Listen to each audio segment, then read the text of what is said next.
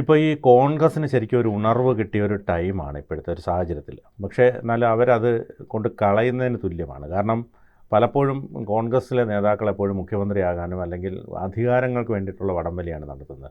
പലപ്പോഴും ഈ പറഞ്ഞതുപോലെ ഒരുപാട് സംഭവങ്ങൾ ഇപ്പോൾ ഈ അടുത്ത കാലത്ത് സർക്കാരിൻ്റെ ഭാഗത്തുനിന്ന് വീഴ്ചകൾ സംഭവിച്ചു.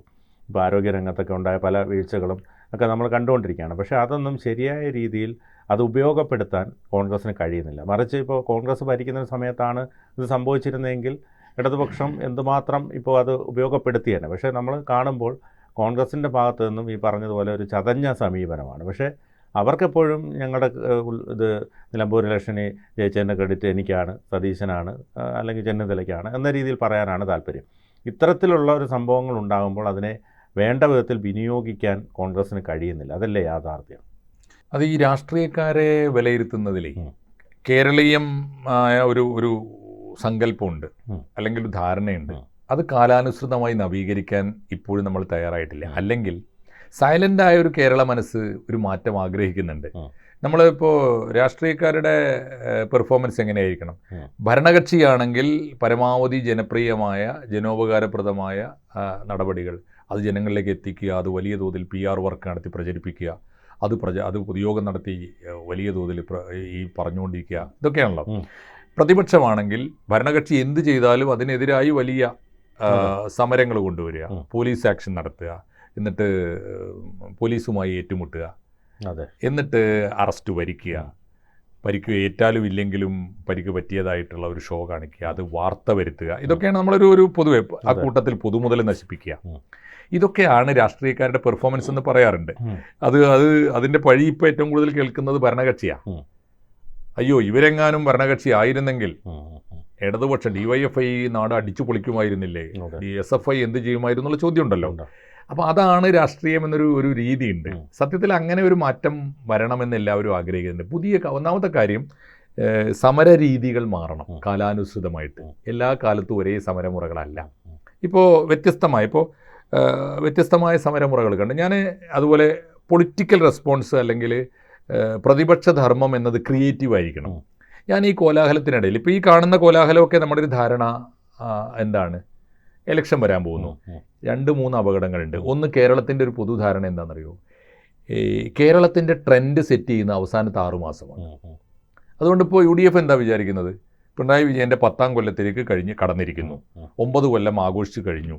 അപ്പോൾ 10ാം കൊല്ലം ഇനി എന്താണ് മാക്സിമം ട്രെൻഡ് ഉണ്ടാക്കണം എന്ന് പറഞ്ഞാൽ ഭരണവിരുദ്ധമായ വലിയ ആഞ്ഞടികൾ അടിക്കേണ്ട ഒരു സമയമാണ്. അതാണ് ട്രെൻഡ് സെറ്റ്. അത് കേരളത്തിൻ്റെ ഒരു ബലഹീനതയാണ്.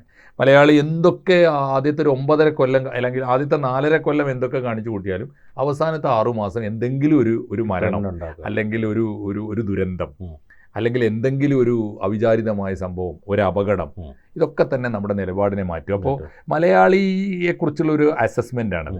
മലയാളിയെക്കുറിച്ചുള്ള രാഷ്ട്രീയക്കാരുടെ ഒരു ധാരണ, മലയാളി ഇങ്ങനെയാണ്, അതുകൊണ്ട് ഇതുവരെ നമ്മൾ അനങ്ങാതിരുന്നാലും ഇനി അനങ്ങണം, കാരണം തെരഞ്ഞെടുപ്പ് വന്നിരിക്കുന്നു. അതാണ് ഒരു ധാരണ. ആ ഒരു മനസ്സ് ശരിയാണ്, ഒരു അളവ് വരെ ശരിയാണ് താനും. കേരളത്തിൻ്റെ ട്രെൻഡ് അങ്ങനെ, അത് മാറ്റണം. 5 കൊല്ലത്തേക്ക് തിരഞ്ഞെടുത്താൽ 5 കൊല്ലത്തെ ഒരു ഭരണകൂടത്തിൻ്റെ പെർഫോമൻസ് എങ്ങനെയാണ്, പ്ലസും മൈനസും, എന്തൊക്കെ വീഴ്ചകൾ പറ്റി, അത് എങ്ങനെ മാനേജ് ചെയ്തു, ക്രൈസിസ് എങ്ങനെ മാനേജ് ചെയ്തു, അല്ലെങ്കിൽ സാമ്പത്തിക പ്രതിസന്ധി എങ്ങനെ മറികടന്നു, എന്താണ് നമ്മുടെ സിവിൽ സപ്ലൈസിൽ പറ്റിയത്, നിത്യോപയോഗ സാധനങ്ങളുടെ വില പിടിച്ചു നിർത്താൻ എന്ത് നടപടി ഇവരെടുത്തു, ട്രഷറി പൂട്ടാതിരിക്കാൻ എന്ത് നടപടി എടുത്തു, ഇങ്ങനെയുള്ള കുറേ പ്രശ്നങ്ങളുണ്ട്. കാർഷിക മേഖലയിൽ ഇപ്പോൾ നെല്ല് സംഭരണം, തെങ്ങ സംഭരണം, ഇങ്ങനെ നാളികേര സംഭരണം, ഇങ്ങനെയുള്ള കാര്യങ്ങൾ നിത്യ ജീവിതത്തെ ബാധിക്കുന്ന കാര്യങ്ങൾ. ഇപ്പോൾ വന്യജീവികൾ വന്നു, അവരെ നേരിടാൻ എന്ത് നിലപാട് സ്വീകരിച്ചു.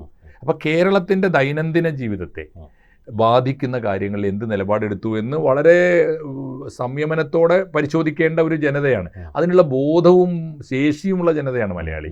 പക്ഷേ മലയാളി ആഗ്രഹിക്കുന്ന അവസാനത്തെ 6 മാസം എന്താണോ കാണിച്ചു, അപ്പോൾ അതിനനുസരിച്ച് പോയി കുത്തിക്കളയാമെന്നാണ്. 6 മാസത്തിൽ സംഭവിച്ചതോ അല്ലെങ്കിൽ അന്ന് സംഭവിച്ച ദുരന്തങ്ങളോ ആവാൻ പാടില്ല നമ്മുടെ പെർഫോമൻസ്. അതാണ് ഒരു കാര്യം. രണ്ടാമത്തെ ഒരു കാര്യം, ഇപ്പോൾ ഈ സമരമുറകൾ എന്നും ഒരുപോലെ മതിയോ, അത് പരിശോധിക്കേണ്ടതല്ലേ. ഇതിനിടയിൽ ഞാൻ കണ്ട 2 കാര്യങ്ങൾ പറയാം. ഒന്ന്, യഥാർത്ഥത്തിൽ കേരളത്തിലെ പ്രതിപക്ഷത്തിൻ്റെ പുതിയ കാല ധർമ്മം നിർവഹിക്കുന്ന ഒരു കൂട്ടർ നമ്മുടെ ആശാ സമരം ശ്രദ്ധിച്ചു. അത് അവരൊരിക്കലും അവരെ സമരരീതി ഇതായിരുന്നില്ല. അവർ തലമുണ്ടനം ചെയ്യുന്നു. അതിനേക്കാളും വലിയ ഏറ്റവും വലിയ നിരാഹാര സമരം എടുക്കുന്നു, തലമുണ്ടനം ചെയ്യുന്നു, അല്ലെങ്കിൽ ഈ ശയന പ്രദക്ഷിണം, മീൻസ് എന്താ ഇതിന് പറയുന്നത്, ആത്മപീഡ. അവനവനെ ഉപദ്രവിക്കാനേ പാടുള്ളൂ, അന്യനെ ഉപദ്രവിക്കുക, പൊതുമുതൽ നശിപ്പിക്കുക, തെറി വിളിക്കുക. ഇനി ഒന്ന് ആലോചിച്ച് നോക്കൂ വിനു, നമ്മുടെ രാഷ്ട്രീയക്കാരുടെ മുദ്രാവാക്യം എനിക്ക് കേട്ടാലിപ്പോൾ ഭയങ്കര അറപ്പ് തോന്നും. കാരണം എന്താ വെച്ചാൽ 40 കൊല്ലമെങ്കിലും ആയിട്ട് എനിക്ക് ഇവിടുത്തെ മുദ്രാവാക്യങ്ങൾ കേട്ട് പരിചയമുണ്ട്. ഞാൻ എൻ്റെ ഓർമ്മ വെച്ച കാലഘട്ടമാണ്, ഒരു 40-50 കൊല്ലത്തോ. ഈ 50 കൊല്ലത്തിനുള്ളിൽ നമ്മുടെ മുദ്രാവാക്യങ്ങളൊന്നും മാറിയിട്ടില്ല എന്നേ. ഈ ഒന്നാലോചിച്ച് നോക്കൂ, സൂചന മാത്രം, സൂചന മാത്രം, സൂചന കണ്ട് പഠിച്ചില്ലെങ്കിൽ സമരത്തിന്റെ കോലം മാറും, ഭാവം മാറും. എല്ലാ പാർട്ടിക്കും ഒരേ ഒരേ സാധനമാണ്, ഒന്നാലോചിച്ച് നോക്കൂ, ഒരു മാറ്റം വേണ്ട ഇതിനൊക്കെ. ഒന്നാലോചിച്ച് നോക്കൂ, ഈ പ്രതിഷേധം താളം പോലും മാറുന്നില്ല. അപ്പോൾ ഇതൊരു പുതിയ താളത്തിൽ പുതിയ ജനതയെ പുതിയ കാലത്ത് കേൾപ്പിക്കണം എന്ന് ഇവർക്ക് തോന്നണ്ടേ? മുദ്രാവാക്യങ്ങൾ മാറുന്നില്ല, സമര രീതികൾ മാറുന്നില്ല. ഈ അക്കാര്യത്തിൽ ഇവരെ കണ്ട് പഠിച്ചൂടെ? നമ്മുടെ ഇപ്പോൾ ഒടുവിലത്തെ സമരം നടത്തിയ സെക്രട്ടേറിയറ്റിലെ ഞാൻ പറഞ്ഞ പുതിയ സമരക്കാരെ പഠിക്കേണ്ടത്. ഇപ്പോ നിൽപ്പു സമരം വന്നു, ചുംബന സമരം വന്നു. അതൊന്നും ഇവരുടെ രീതിയല്ല. അപ്പൊ ചുംബന സമരമാണോ, സംസ്കാര വിരുദ്ധമല്ലേ എന്നൊക്കെ ആളുകൾ ചോദിച്ചു. മുട്ടിലഴിഞ്ഞുള്ള സമരം. ഇപ്പോ കല്യാൺ ജ്വല്ലേഴ്സിലോ കല്യാൺ സിൽക്സിലോ മറ്റോ ആണ് ഈ കുട്ടികൾക്ക്, പെൺകുട്ടികൾക്ക്, സെയിൽസ് ഗേൾസിന് ഇരിക്കാൻ കസേര കൊടുക്കൂല. ഒരു കസ്റ്റമറും ഇല്ലെങ്കിൽ ഇരിക്കാൻ പാടില്ല. എന്നാലോചിച്ച് നോക്കൂ, 12 മണിക്കൂറൊക്കെ ഡ്യൂട്ടി, നിന്ന നിൽപ്പിൽ നിൽക്കണം. കുട്ടികൾ സമരം ചെയ്തു സെക്രട്ടറിന്, ഞാൻ റിപ്പോർട്ട് ചെയ്തിട്ടുണ്ട്. സെക്രട്ടറിന് മുമ്പിൽ എന്താ പറയുക, നിൽപ്പു സമരം. അതൊരു സമര രീതിയാണ്. പ്രണയിനികൾ കേരളം മുഴുവൻ ആക്രമിക്കപ്പെടുക. അന്ന് ചുംബന സമരം വന്നു, ആരും പറഞ്ഞിട്ടല്ല. അതൊരു സ്വാഭാവികമാണ്. ആർപ്പോ ആർത്തവം ഞാൻ പറയുന്നത് അത് വരും സ്വാഭാവികമായിട്ട്. അതേ സമയത്ത് അപ്പോൾ രാഷ്ട്രീയക്കാരൊക്കെ എതിർത്തു. ചുംബന സമരമാണോ? പാർട്ടി കമ്മിറ്റി കൂടിയിട്ടല്ല സമരം ഉണ്ടാവുക. ചരിത്രത്തിന്റെ തെരുവിൽ നിന്നാണ് സമരം ഉണ്ടാവുക. സമരത്തിന്റെ ആവശ്യമനുസരിച്ചാണ് സമരം ഉണ്ടാവുക. ഇപ്പൊ ഞങ്ങളുടെ നാട്ടിൽ ചായകുടി സമരം നടന്നു, ഓർമ്മയുണ്ടോ അറിയില്ല, കുറച്ച് മുമ്പാ. സമരം എന്താണെന്നറിയോ? ഒരാണും പെണ്ണും തമ്മിൽ പണ്ട് പരിചയക്കാരാണ്. അവര് വഴിയിൽ കുറെ കാലത്തിന് ശേഷം പരപ്പനങ്ങാടി ബസ് സ്റ്റാൻഡിൽ വെച്ച് കണ്ടപ്പോൾ ഒരാണും പെണ്ണും, അവർ കൂട്ടുകാരാണ്, അവർ ഒരു ചായ കുടിച്ചു കളയാം. അപ്പോൾ അവന്റെ ബൈക്കിൽ കയറിയിട്ട് ഇവള് ചായ കുടിക്കാൻ പോയി. അത് അവിടെ തീവ്രവാദികൾ വലിയ ഒച്ചപ്പാടാക്കി അവരെ പോയി ആക്രമിച്ചു. അവിടെ നടത്തിയൊരു സമരം എന്താണെന്ന്, ചായകുടി സമരം എന്ന് വെച്ചാൽ 100-100 പേര് വിദ്യാർത്ഥികളൊക്കെ കൂടി ഒത്തുകൂടി 100 ചായക്ക് പറഞ്ഞു. അപ്പോഴേക്ക് 10-200 പേര് വന്നു. ഈ ആൺകുട്ടികൾ പെൺകുട്ടി ഒരു സിപ്പ് കുടിച്ചു, ആൺകുട്ടി കൊടുത്തു. അങ്ങനെ പരമ്പരയായിട്ട് കുടിച്ചു പോയി. കഞ്ഞി വെച്ചുള്ള സമരം, ബീഫ് ഉണ്ടാക്കിക്കൊണ്ടുള്ള ബീഫ് സമരം. ഞാൻ പറയുന്നത് ഇത്തരം സമരങ്ങൾ ഉണ്ടായി വരണം പുതിയ കാലത്ത്. അപ്പോൾ അതിന് പകരം പരമ്പരാഗത സമരമുറകൾ. അപ്പോൾ അതുകൊണ്ട് പരമ്പരാഗത സമരമുറകൾ ഇങ്ങനെ അന്ധമായി യാന്ത്രികമായി ആവർത്തിക്കുകയാണ് പെർഫോമൻസ് എന്ന് വിചാരിക്കരുത്. ഇനി അതൊന്ന് ആശയത്തിന് ചേർന്ന സമരം, അതാണ് ഞാൻ പറഞ്ഞത്. ഈ സമരങ്ങളൊക്കെ ഇരിപ്പ് സമരം എന്ന് പറഞ്ഞാൽ തുണിക്കടയിലെ തൊഴിലാളിക്ക് നടത്താവുന്ന ഏറ്റവും മികച്ച സമരമാണ്. ചുംബന സമരം എന്ന് പറയുന്നത് പ്രണയത്തിന് വേണ്ടി നടത്താവുന്ന ഏറ്റവും നല്ല കലാപമാണ്. അതുപോലെ എന്താണ് ഇപ്പോൾ കമ്മ്യൂണിസ്റ്റുകാർ, സമര സംഘടനയും വിപ്ലവ സംഘടനയും ആയ കമ്മ്യൂണിസ്റ്റുകാർ നടത്തുന്ന അതേ സമരമുറ ഗാന്ധിയൻ സംഘടനകൾ നടത്തണം. അവർക്ക് അവരുടെ എന്തെല്ലാം രീതിയുണ്ട്. മഹാത്മാഗാന്ധി കാണിച്ചു തന്ന എന്തെല്ലാം വഴികളുണ്ട്.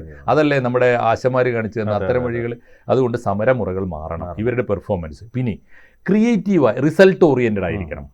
വെറുതെ കാണിച്ചു കൂട്ടി പോരുക, ഞങ്ങളുടെ പണിയാണ്, ചടങ്ങിന് കോട്ടപ്രകാരം പോയി നിന്ന് കൊടുക്കുക, അതല്ല. ഇതിൽ ഞാൻ ആകെ കണ്ട ഒരു നല്ല ഉദാഹരണം ഇപ്പോൾ ഈ കോട്ടയം സമരത്തിൽ ചാണ്ടി ഉമ്മന്റെ പെർഫോമൻസ്. ചാണ്ടി ഉമ്മന്റെ പെർഫോമൻസ് അദ്ദേഹം പത്രക്കാരുടെ മുമ്പിൽ പറഞ്ഞതും ഒന്നുമല്ല. ഞാൻ പറയുന്നത് ആ കുടുംബത്തിന് ആദ്യത്തെ 5 ലക്ഷം രൂപ കൊണ്ട് കൊടുത്തത് ചാണ്ടി ഉമ്മൻചാണ്ടി ഫൗണ്ടേഷൻ. അത് എനിക്കൊന്നും ആദ്യ ഗഡു കൊടുത്തുള്ളൂ ബാക്കി. പക്ഷേ ആ പ്രഖ്യാപനം കൊണ്ട് ഇനി ഏറ്റവും ചുരുങ്ങിയത് 5 കോടിയുടെ ആനുകൂല്യങ്ങളെങ്കിലും ഗവൺമെന്റ് കൊടുക്കേണ്ടി വരും. അതാണ് റിസൾട്ട് ഓറിയന്റഡ്. അതുകൊണ്ട് ചാണ്ടി ഉമ്മനാണല്ലോ അതിന് മുൻകൈ എടുത്തത്, അദ്ദേഹമാണല്ലോ അതിന് കാരണക്കാരൻ. ഗവൺമെൻറ് എത്ര കൊടുത്താലും നന്ദി ചാണ്ടി ഉമ്മനോടായി. ഇങ്ങനെ ക്രിയേറ്റീവായുള്ള സമരങ്ങളിലേക്ക് പോവുകയാണ് വേണ്ടത്. അത് കോൺഗ്രസ് പ്രതിപക്ഷവും പഠിക്കേണ്ടതുണ്ട്. പ്രതിപക്ഷം എന്ന് പറഞ്ഞാൽ അടിച്ചു പൊളിക്കൽ മാത്രമല്ല, ക്രിയേറ്റീവായ സമരമുറകൾ. പൊതുമുതൽ നശിപ്പിക്കലല്ല, നമ്മുടെ കൂടി നാശമാണ്. പോലീസിനെ ആക്രമിക്കലല്ല, അവർ നമ്മുടെ സഹോദരന്മാരാണ്, സാധാരണ തൊഴിലാളികളാണ്. ഇവിടെ ശവത്തിന് കാവൽ നിൽക്കേണ്ടി വരുന്ന, ദയനീയമായി പണിയെടുക്കേണ്ടി വരുന്ന തൊഴിലാളികളാണ്. അവരോട് നമുക്ക് സഹതാപവും അനുഭാവമാണ് വേണ്ടത്. അങ്ങനെ ഒരു മനസ്സ് രൂപപ്പെടുത്തണം നമ്മുടെ രാഷ്ട്രീയക്കാർ. ഈ ഏറ്റവും ഒടുവിലത്തെ കേരളത്തിൻ്റെ പെർഫോമൻസിനെ വിലയിരുത്തുമ്പോൾ ആളുകൾ പരസ്പരം പരിഹസിക്കുന്നതിന് പകരം കുറെ കൂടി സീരിയസ് ആയ ആലോചനകളിലേക്ക് കേരളം പോയാൽ നന്നാവും എന്ന് തന്നെയാണ് നമ്മുടെ നിർദ്ദേശം. ഓക്കെ. കൂടുതൽ വാർത്തകളും വിശേഷങ്ങളും നിങ്ങളിലേക്ക് എത്താൻ ABC മലയാളം സബ്സ്ക്രൈബ് ചെയ്യുക, ബെൽബട്ടനും അമർത്തുക.